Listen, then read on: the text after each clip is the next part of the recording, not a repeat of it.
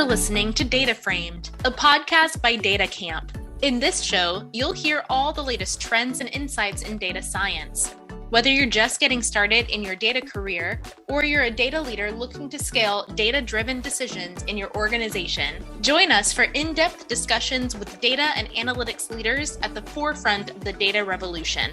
Let's dive right in. Hello everyone, this is Adele, data science educator and evangelist at Data Camp. A few episodes back, we had Mayor Lawesh, Chief Data Officer at Gulf Bank, and we discussed the intersection of data and digital transformation. During that chat, it was very evident that to succeed in any form of digital or data transformation, you need to put people first.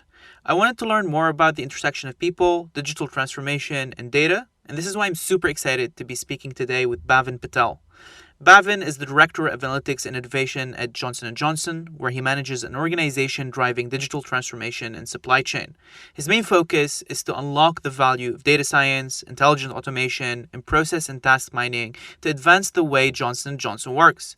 Throughout our conversation, we touched upon his experience, the link between digital transformation and data science and culture, what it means to be a digital-first organization, the tools and skills any organization needs to have today, common misconceptions organizations have when engaging in digital transformation projects, data science projects he's excited about at Johnson & Johnson, and much, much more. Now, let's dive right in. Bhavin, it's great to have you on the show.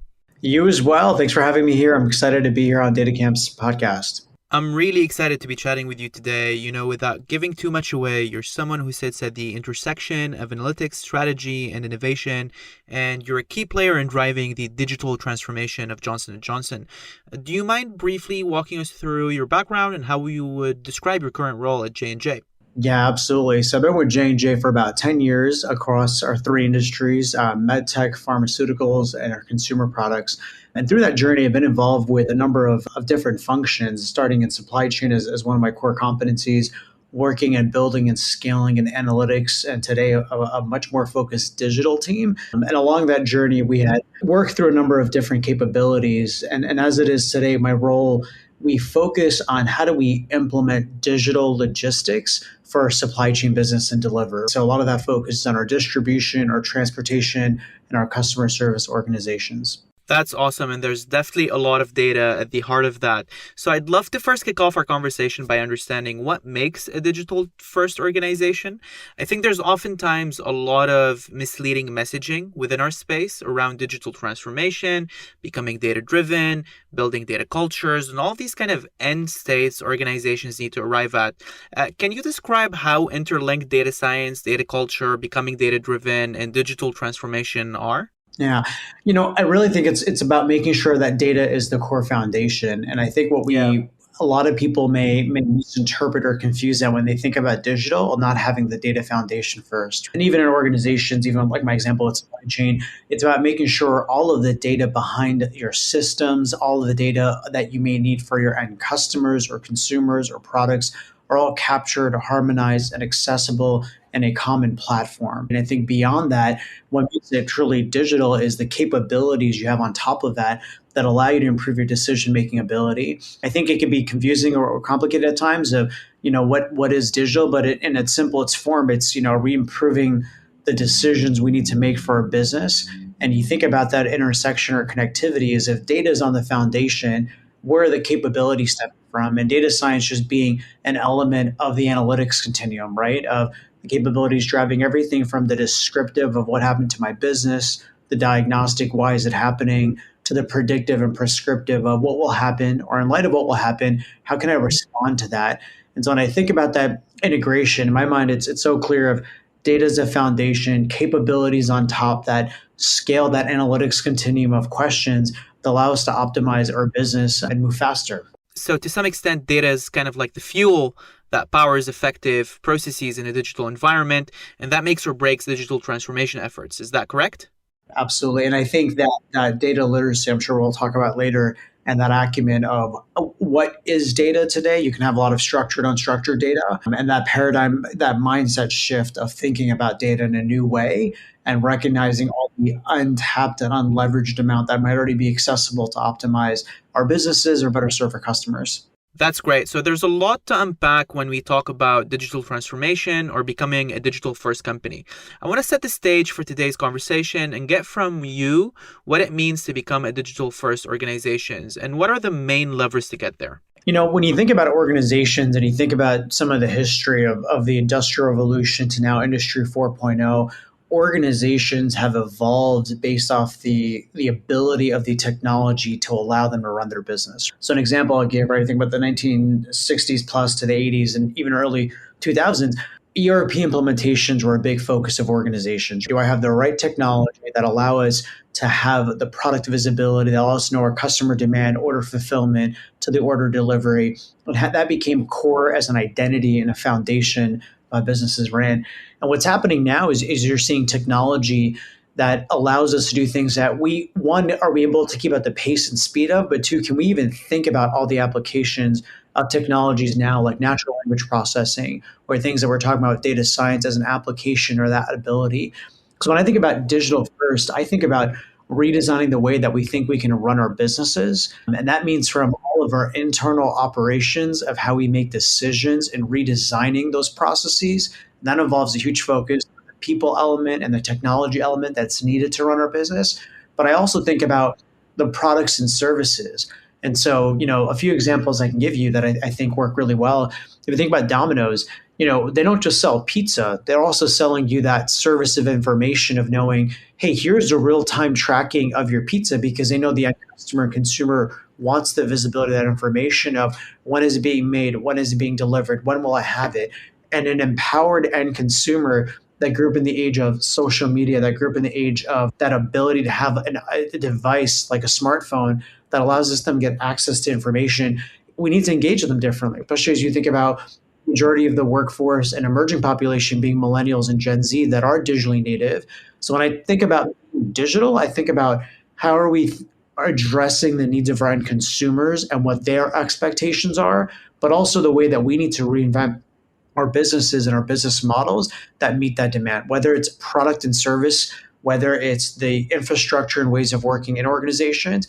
But I think that's really what it means to be digital first. It's rethinking all of those paradigms and thinking about how we can show up in the marketplace to lead in that space. And the reality is smaller organizations will take your market share if they don't, right? Those that are smaller, nimbler, agile, that have that ability to not to really challenge and move at a different pace in large or enterprise organizations, they're really able to take that market share and move much faster, right? So it's vital for organization success.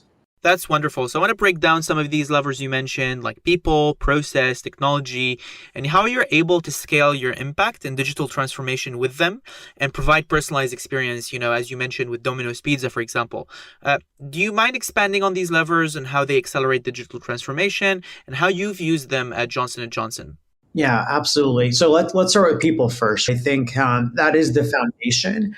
And you have to realize the people is everything from the existing tenure employees you have that are SMEs of systems or processes that really know all the pain points and challenges and can be a huge enabler and really find the application of these emerging digital technologies to redesign their business, all the way to the technical SMEs that know the technology, that understand data science or data engineering or thinking about process and task mining, these technologies that are emerging and the marriage of the two, right? So how do you sort of blend the legacy, that historical business value knowledge with the emerging technical talent that you're seeing that's more digitally native and combine them together? And a lot of that requires some reskilling because you're challenging the way that we're going to be working with tools and technologies. If they were used to a manual report that was generated from a system that no longer is required to make decisions to more of a digital capability now, you need some reskilling in that space. So that ability to think about digital enablement and reskilling your workforce and thinking about people as paramount for that will unlock all the value. So I think there's a huge shift on the reskilling effort of those technical skills. As I think about process next, I think about the org redesign and ways you want to think about product-based teams and the way you think about building applications and not having these I think about matrix organizations and what really is a team now around a capability that can make everything from the build of that capability to the decision making that can improve a process or output of an organization like supply chain.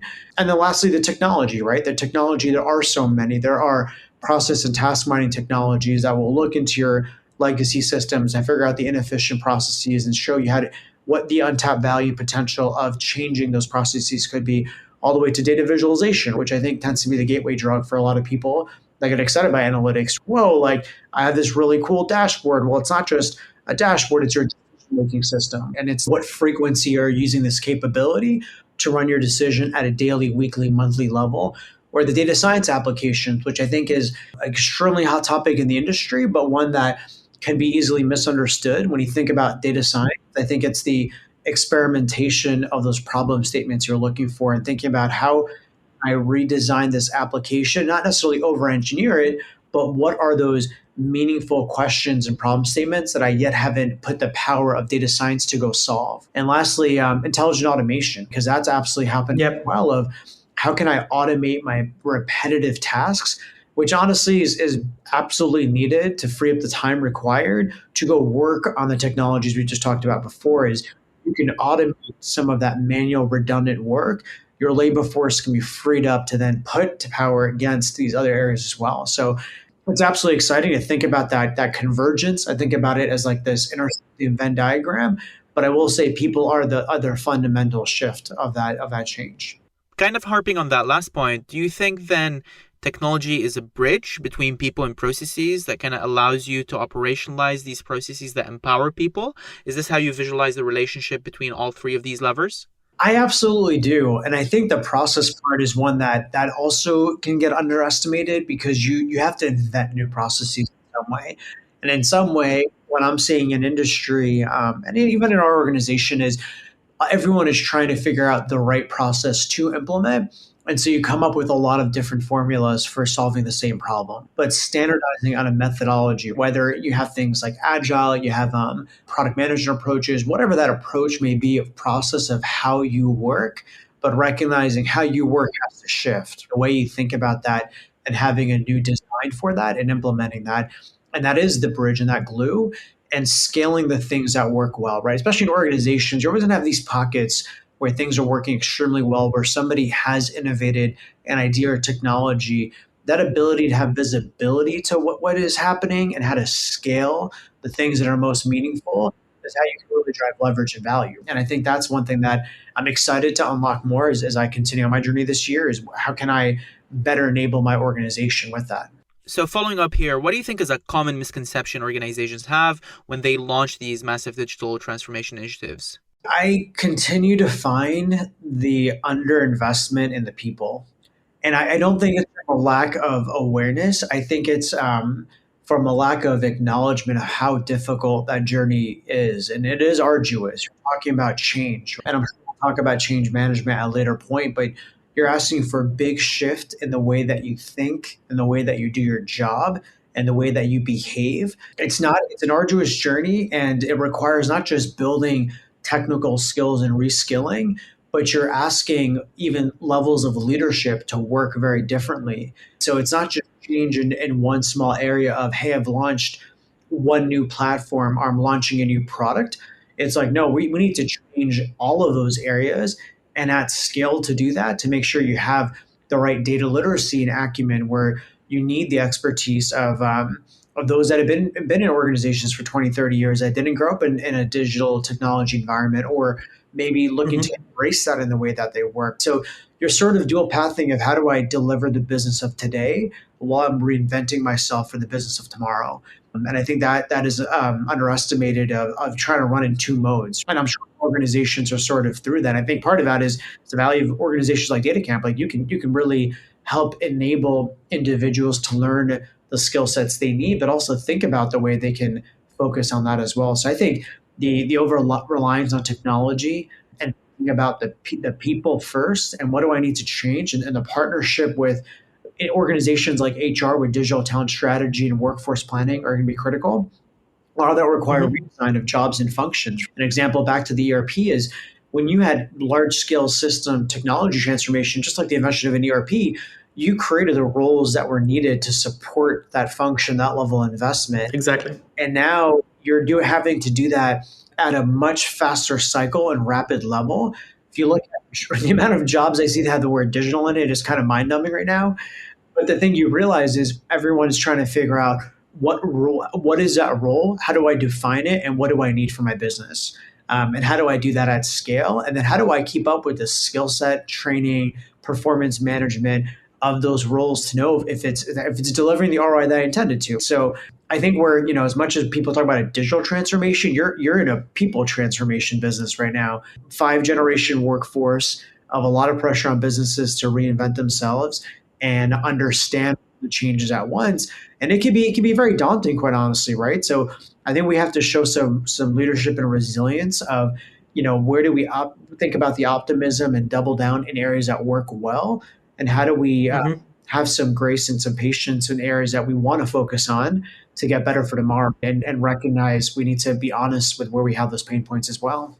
I couldn't agree more on the culture and people component. And part of what you're hinting at here is that a lot of this hesitance in engaging in these people transformation projects comes from the recognition that it's a long, arduous, iterative process, whereas technology-driven digital transformation projects tend to have like an end state where a project is delivered. What are your thoughts on this? It's not an end state, right? I think people think digital transformation is, hey, once I get here, I have achieved this state. Like, no, it's the work, the way you think, and we're going that industry 4.0, that revolution. Just like I'm sure when the car was invented for the horse, like I think one of the famous example, the Mercedes, like when they came out, it wasn't so good for the horse that was displaced from a mechanism of jobs and working, right? So I think there was a lot of anxiety and fear in the marketplace today of, hey, we're going through digital transformation. What does it mean for me? And I would say, look at the organizations that are really, I'm inspired by peers and customers in the industry like Walmart Academy, and the way they're thinking about reskilling in the retail industry. When you have a robot that's scanning shelves to figure out inventory, it's not like they're not leveraging as an opportunity to think about their workforce differently. And how do I want about the retail workforce? And I remember, if you think about COVID, there was a lot of fear of like, is it the death of the mall experience gone? Are those no longer common grounds? And I would argue no. Even Starbucks, I'm sure, right, the third place environment, it's that there needs to be a shift in how you think about that and seize the opportunity of redesign. You focus on customer value and experience, you will absolutely win. And that's what you're seeing in a lot of those areas, is that shift of work that you do and that transformation to free up that time that then gets focused on value-added services like the customer experience that then drives the right level of engagement. And I think that's the big piece of technology, is we should embrace that ability to automate things. Quite honestly, jobs that can be repetitive tasks that may not have that critical thinking component, now you can replace that towards, hey, how can I improve this problem or solve this problem that I wasn't thinking about? And I think organizations need to think about that human capital strategy and that shift, because that will be that net business value for organizations and for consumers. I'm very inspired by that, because I really do see a brighter future for tomorrow based out of all of that as well. I definitely agree with that sentiment. If you look at the organizations that are winning and reskilling and upskilling today, what they really nail is ingraining a culture of learning, and they're able to double down on learning in a way to not only like improve equity and diversity, but to also create opportunities for people to fulfill their potential. So definitely a culture of learning provides a high ROI for organizations over the long run. And that accountability of saying on demand, on job learning is a requirement, which is also a shift, right? We're no longer in this piece of, hey, you've achieved a certification to do this job, and that's all you're going to do from now on. It's, no, you're going to have that ability to learn on new skills and new ways of working. And your role will not be the same every single year. The role will keep shifting, but that's the world we live in now. And that's what corporations are looking for, those creative, strategic thinkers with strong learning agility that are able to solve problems and keep inventing that future, right? That innovation piece. So let's focus on this even more. When focusing on improving the people component, I imagine there are populations within Johnson & Johnson that need to be enabled more than others. As such, how do you kind of prioritize your audience and determine which skills they need to acquire? I think you have to break it down by levels in the organization. There are different decisions that have to be made and different work activities that happen at an analyst level, management level, senior leadership level. And you're trying to understand what are their decision-making responsibilities and what are their biggest pain points and burning platform priorities here, right? So I think there's an element of recognizing how you have to target that user persona and think about their need and what they may need to do. I think part of that is a skill set assessment. What skills are recognizable? And I'm sure in many organizations, you have this top-down approach of a leader may want to report this way. They want it on this day. They want this. So recognizing it's not just upskilling the individuals at the level generating those reports or those capabilities, but also the leaders that are having to rethink the way they want to make decisions for their business and have to say, I don't have to ask this person for this report anymore because I have a capability on my phone that allows me to answer this question. So that's that back to that learning agility and that reskilling piece is at all levels in the organization, thinking about the decisions are responsible for, thinking about their current pain points and that continue to redesign, right? And I think what you'll hear as you capture that pain points in an organization or industry, you're trying to cultivate what does my roadmap look like, right? What is the set of capabilities I need to keep inventing and implementing for my business will be a huge part of that.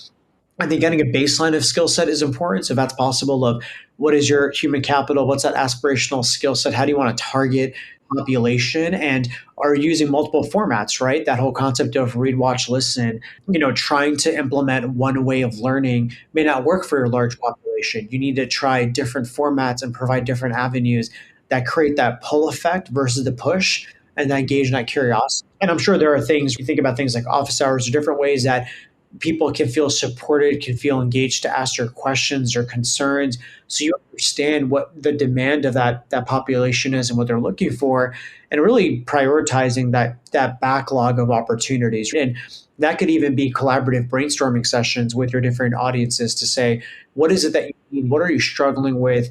And then let me help you paint a picture of how you might be able to unlock this with a solution or capability.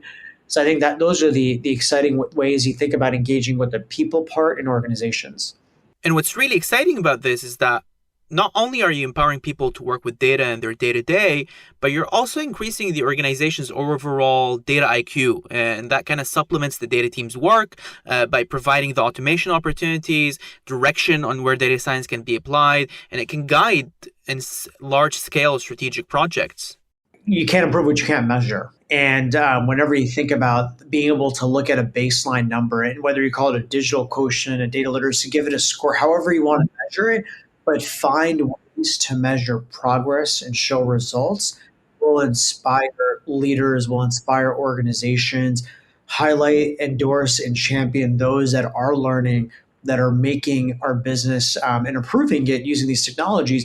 Those become those evangelists, right? Like the ones that can really show the art of the possible in this space, and highlighting those as a standard is sort of what's driving cultural shift of how do you start modeling what personas should be and recognize those individuals. So given these personas, what are the primary competencies you're looking to foster most within your team? There's so many ways to think about it, right? I think, one, you think about a product management team, you have this product manager or product owner, right? Maybe they're accountable for a function in their business. Maybe they're accountable for a roadmap that work, one in business, one in technology. And then they're looking at the skill sets they may need from a data engineering, from a data visualization developer, a data scientist, a change management, a user experience persona. So you have these skill sets or personas that will help bring a digital capability life. But I'm really realizing, though, the skill set behind that I'm finding, and you already touched upon it, the learning agility, when I think about who can help bring that vision to life, I think it's individuals that have a strong ability for strategic thinking, that problem solving, and that ability to connect the dots of digital solutions, those that can execute in that arduous journey of you want to retire or invent a new capability and you want to implement it in the business. Who has that ability to actually drive that execution from idea to implementation, working with your stakeholders, your customer, getting the adoption of the capability you need there. So you can have these persona profiles, and I can tell you this is what this role and persona looks like.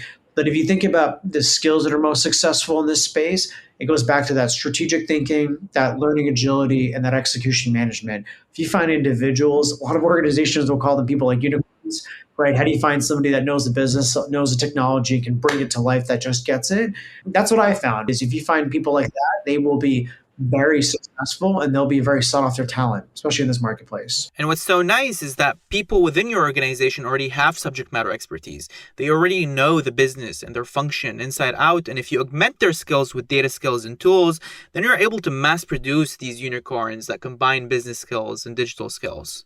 Right. And I think back to that matrix team example is you want to bring people that have a bit of that who've been embedded in the business that know it, bring that with those that can connect dots to implement and technology. Those are those matrix product teams that are extremely effective and can work really well to bring meaningful solutions to life. Of course, skills is only one part of scaling the people component. We talked about this slightly around culture and generating a mindset shift, but this requires a lot of buy-in and excitement and assuaging cultural resistance. Do you mind walking us through kind of your experience dealing with that and what you think works the most in these types of situations? Change management, right? I think a lot of this is thinking about how you garner the sponsorship, how you can garner the resources or funding that's required to bring these programs to life, how you then get organizations excited. So, one famous methodology, ProSci, is ADKAR, right? To have the awareness, the desire, the knowledge, the ability, and the resistance plan. But thinking about your communication plan with your stakeholders, sponsors, having that ironed out on a frequency and cadence to move the ball forward is so important. So I think change management cannot be underestimated. I think it is a vital investment for digital programs to be very successful. And I think investing in resources and practitioners of change management will allow you to get from journey A to point A to point B. And I think making sure that as a part of that change management journey, you recognize and you're very realistic on where people are at. I think if you're speaking at a level or an aspiration that they don't fully understand, you will never really bring the organization with you. I think communicating with people with where they're at in a method and format that we talked about that they can understand and resonate, and being repetition. Repetition is king. Be repeating. Yeah. And I laugh with my team. Like sometimes it feels like I'm banging my head against a wall, repeating the same thing, but recognizing that without that consistent messaging, it may not land because as you're doing your day-to-day job, you'll think about, who can I work with in the organization? Who can I address this point or challenge to? And that persistence is very important, right? To your point, it is a multi-year journey. I think making sure that you have some fundamentals of the sponsorship from the top, that effective and robust change management program, and it being able to generate the enthusiasm and optimism by showing the progress on that journey will really allow organizations to move on their digital journey there. So I can't underestimate that enough to try different things, right? Definition of insanity is as Einstein of trying the same thing, expecting different results. Definitely try different. And don't be afraid to empower others, right? I think this concept of a change agent of who are you enlisting from these organizations that will help bring you on the journey. So it's not an us versus them mentality. It's a journey of we. And you have that collective one team mentality of you're enabling them to succeed and you are a valued partner, stakeholder, customer on that journey as you're trying to get to that next level there.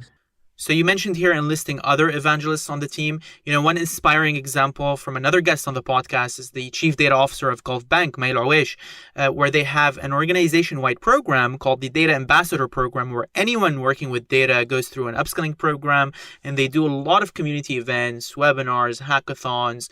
What do you find has worked with you in enlisting evangelists and creating a community practice? Right. I love that concept. I think it is about that community of practice or that center of excellence type of mentality. And two different things they are, but all those programs are very, very effective, right? I think from an awareness perspective, that ability to highlight where it's happening well, so whether it's a showcase or a hackathon of inspiring others of the art possible, saying here's a problem statement and having that, I think allows people to think really, really differently about their problem statements.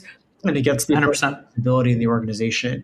I think from the skill set perspective, these boot camp type of programs or this skilling initiative with a certification or accreditation process, whether it's through industry, whether it's in-house work, really well is to show I have this competency or this in-demand skill set that's needed to succeed in the world today digital. So I think organizations that are able to launch those, and whether they have dedicated learning or training days, or whether they're partnering with organizations like DataCamp or whoever it may be in industry to bring the solutions to life, I think is very important. So I think there are ways to approach the hackathon piece. There are ways to approach that data boot camp or that dedicated learning time piece is very important. Yep. I think other solutions that work really well is making sure that that communication mechanism at whether it's town halls, whether it's team meeting, but closing that feedback loop and making sure the promotion of those capabilities will be very important, right? What are the success stories of how things are solved and what visibility is getting the organization? Because that will help drive more change, and it will start integrating the necessity of those programs into the strategic roadmaps and priorities for organizations as well, right? So I think that is absolutely needed. And I think that ability to even benchmark, quite honestly, what I love doing with my team is, especially with each of the industries, I help them find a benchmark peer of saying, hey, here's how we're approaching our roadmap. Where is this versus the benchmark? What could we be doing differently in this space, or what should we be trying or implementing? But when you think about trying and experimenting new ideas, innovation doesn't have to be in a silo.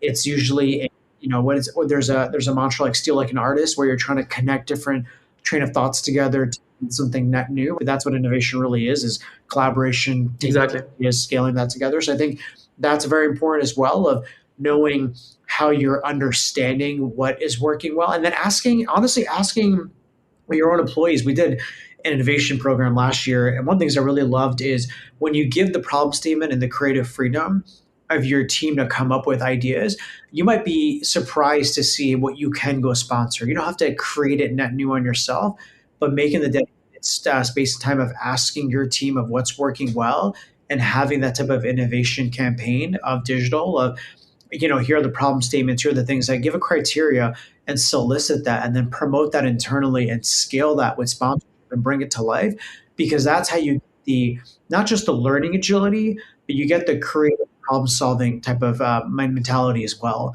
So I would say beyond a hackathon is have an innovation campaign, have those in your organization, really solicit, bolster, and scale ideas that may not be getting a voice because of a level in an organization. And once you champion these voices, you create a virtuous cycle that generates more excitement, more champions, and so on and so forth. Exactly. And the platform for those individuals, it was amazing to see the voices that can present in front of senior leaders to say, here's my idea, here's what I want to go solve, here's what's needed. And having, whether it's Shark Tank or things that allow you to really think about a platform for those voices to get the traction. And then it drives a lot of inspiration there too. So it would definitely encourage that. So to be able to enable that, you definitely need to adjust the process and make it much more agile. I think an especially challenging aspect of leading change and innovation is designing processes around legacy systems, skills, and organizational workflows and structures.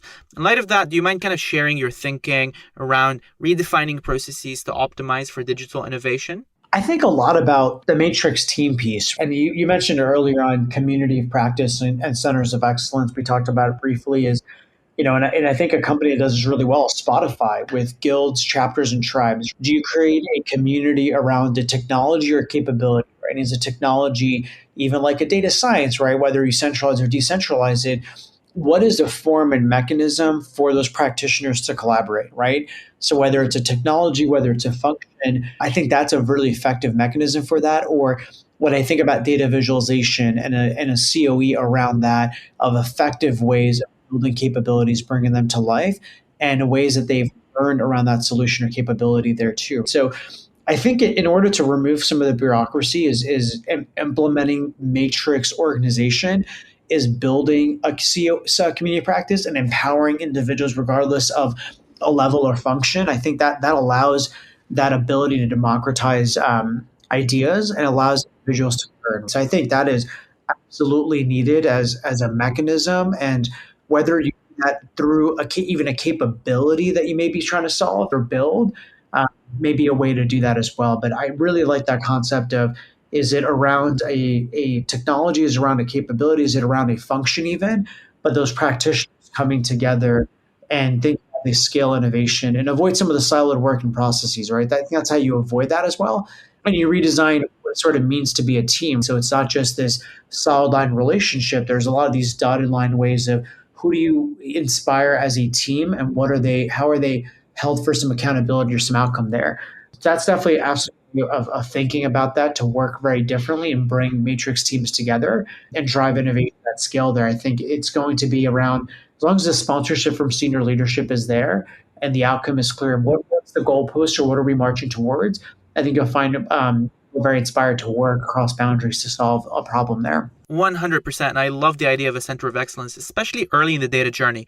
Do you think there is a risk for data science being siloed as a support function if it's too centralized, though? It's funny. In large organizations, I hear a lot of like, we're going to centralize this, we're going to pull it under one roof. And the reality is, you're better off doing like a COE approach of you have the right level of competency or expertise within a centralized function, but you have this hub and spoke model. And this can be within functions, you name it, finance, supply chain, whatever it may be, that allow the proliferation of bringing that to life. And at that level, you may not need a very technically skilled individual or organization there, but you probably need one that is very embedded to the business, that defines its roadmap and is very committed to the implementation of those solutions. So when I think about COEs, I definitely think a hybrid approach of what is centralized versus what is regionalized or distributed is absolutely important, and the way they work together in some consortium to drive change is extremely important there.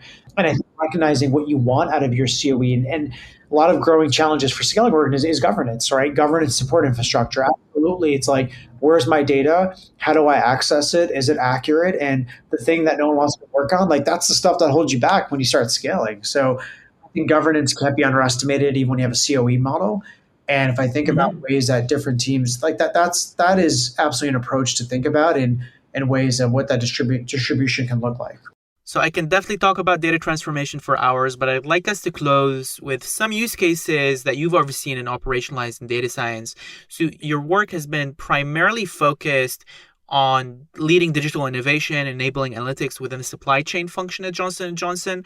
Do you mind walking us through some of the successes and use cases you've worked on so far? Yeah, I think a lot of it is optimization focused, right? I can give you 3 examples. One is the way organizations, any business thinks about their cost to serve model, right? So cost to serve, aspirationally, you want it to be activity-based model. You want to have the data to know what it costs to serve from a product level, at a customer level, to use it as a way to identify opportunities in your business where you're sub-optimizing, ways that your processes are implementing, having a negative P&L impact, of saying, do you recognize the levers that are associated to this? And in many organizations that are not data literate, you have more of an assumption-based model because the data was not available before. You took a lot of what we call swags to say, I assume the cost of this by this. But as you get to your real-time availability of data, your ability to harness that to redesign the way you can optimize your costs is amazing. And I think if cost is not on supply chain organizations' roadmap, it's a missed opportunity because they will allow you to transform the way you approach your business and allow you to partner cross-functionally in your organizations across commercial, finance, and supply chains. That's absolutely a vital capability. Another one, we talked about the optimization space, right? So you think about, especially in the world of data science, there are a lot of ways you can optimize supply chain processes. Right now, in today's environment of a constrained transportation or freight environment, that's an area that I absolutely would say data science can solve a lot of that. To say, you'd look at things like vessels or trucks, and how do you optimize the cubage footage of a vehicle to fit as much product as you can on that truck? And so if you used to Excel spreadsheets to build your truck out, or you may not have that optimization piece built into your TMS, your transportation management system, there are ways to think about those solutions and adding them as add-ons to legacy systems to really make sure you're getting the most utilization out of that capability.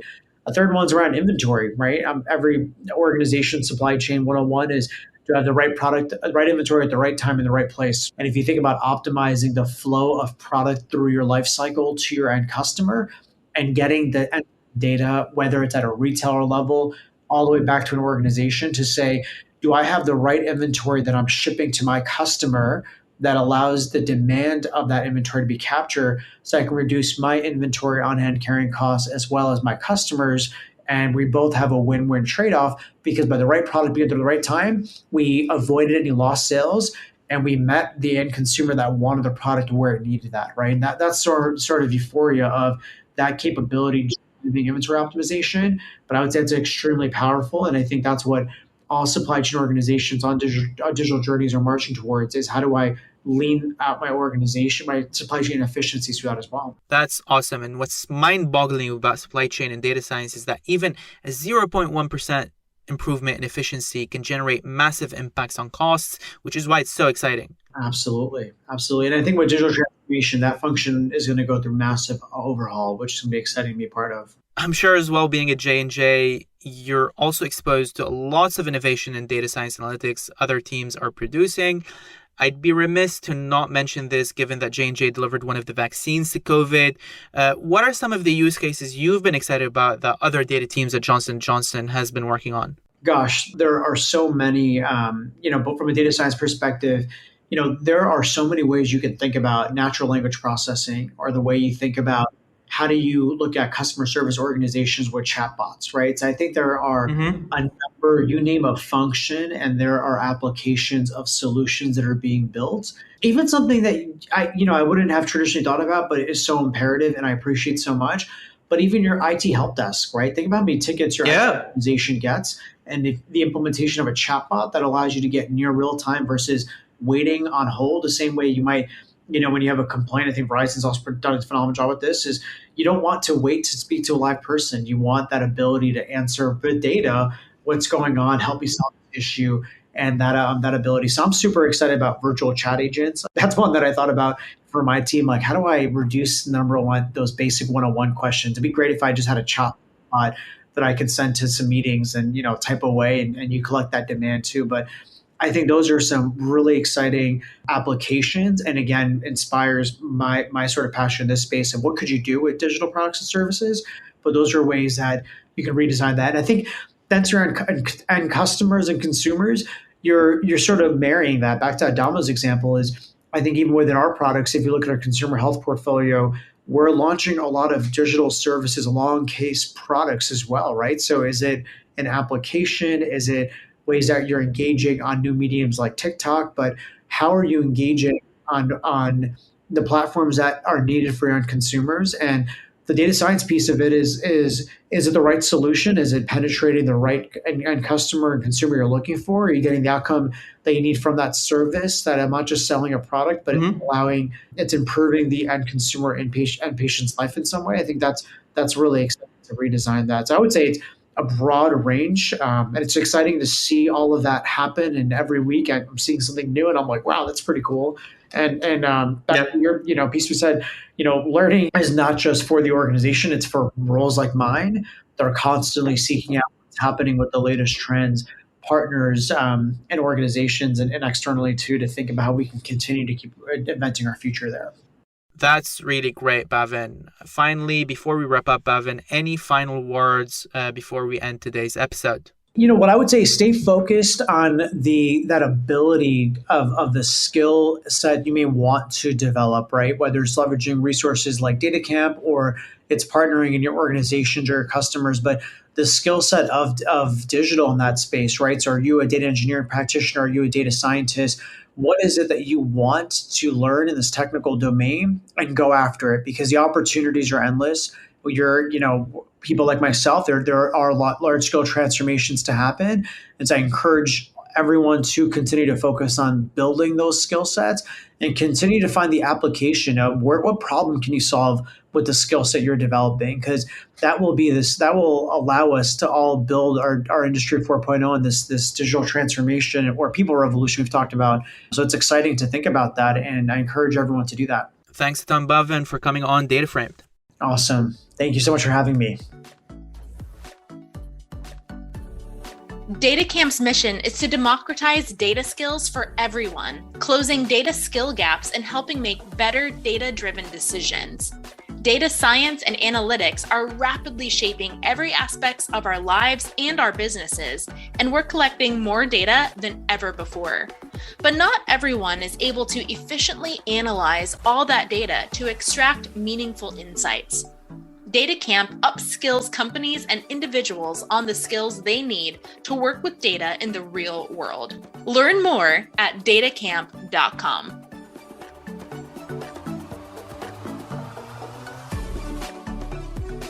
You've been listening to Data Framed, a podcast by DataCamp. Keep connected with us by subscribing to the show in your favorite podcast player. Please give us a rating, leave a comment, and share episodes you love. That helps us keep delivering insights into all things data. Thanks for listening. Until next time.